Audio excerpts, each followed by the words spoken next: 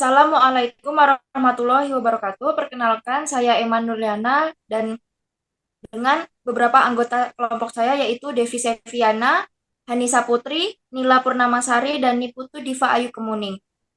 Di sini kelompok kami akan memberikan pendapat tentang perbandingan kelebihan dan kekurangan berbagai teknik peramalan permintaan termasuk teknik kuantitatif, kualitatif, dan campuran dalam perencanaan SDM. Sebelum membandingkan kekurangan dan kelebihannya, teman saya akan memberikan definisinya terlebih dahulu.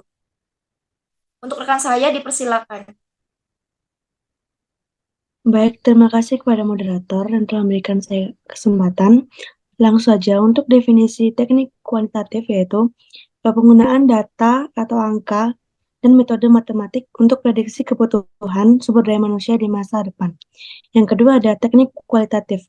Teknik kualitatif ini berfokus pada aspek non-matematif dan interpretatif, menggunakan wawancara, diskusi, atau analisis deskriptif untuk mendapatkan wawasan tentang faktor manusiawi.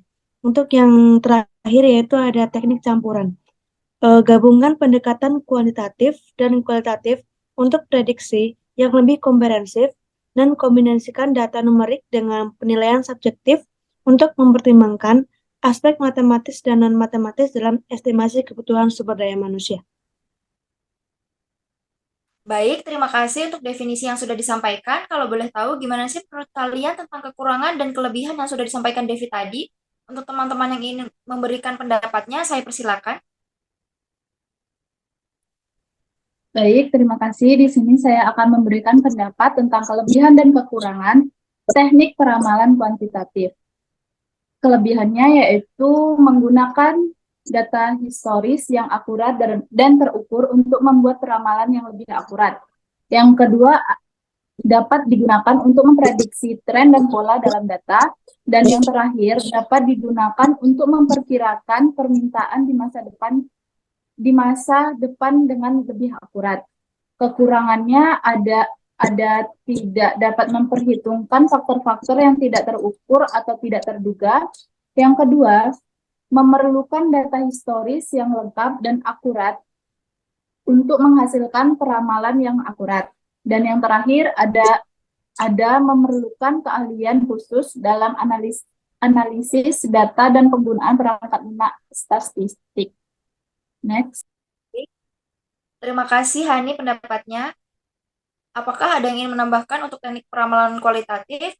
Bagi yang ingin mendapatkan, saya persilakan. Baik, untuk teknik peramalan kualitatif, yang pertama ada kelebihan. Kelebihan yang pertama yaitu dapat digunakan ketika data historis tersedia atau tidak dapat diandalkan. Yang kedua, dapat memperhitungkan faktor-faktor yang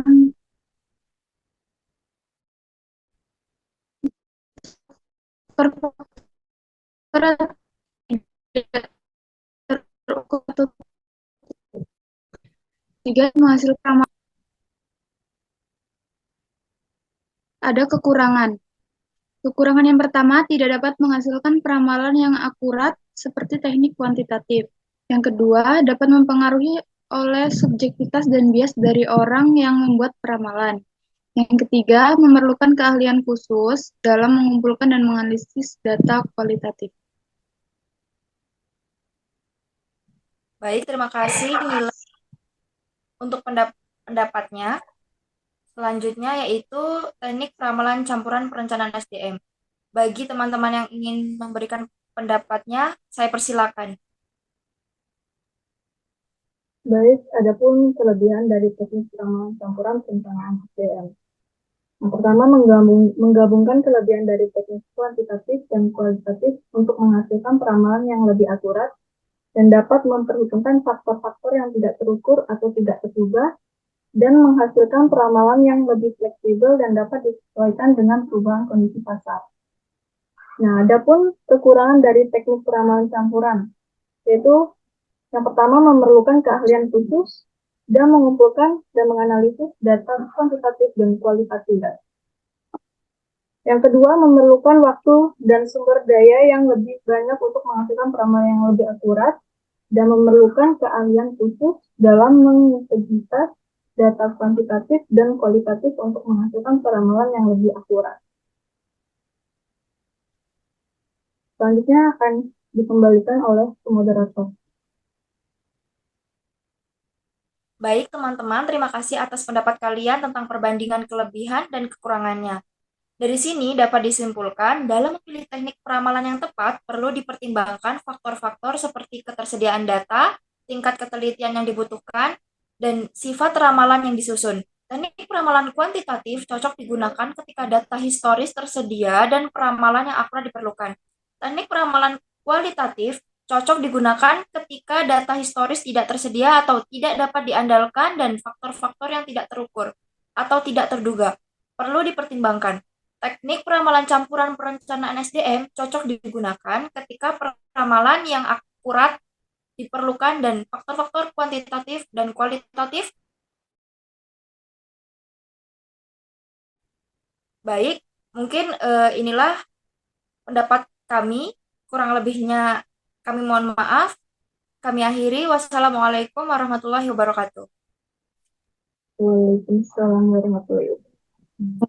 Assalamualaikum warahmatullahi wabarakatuh.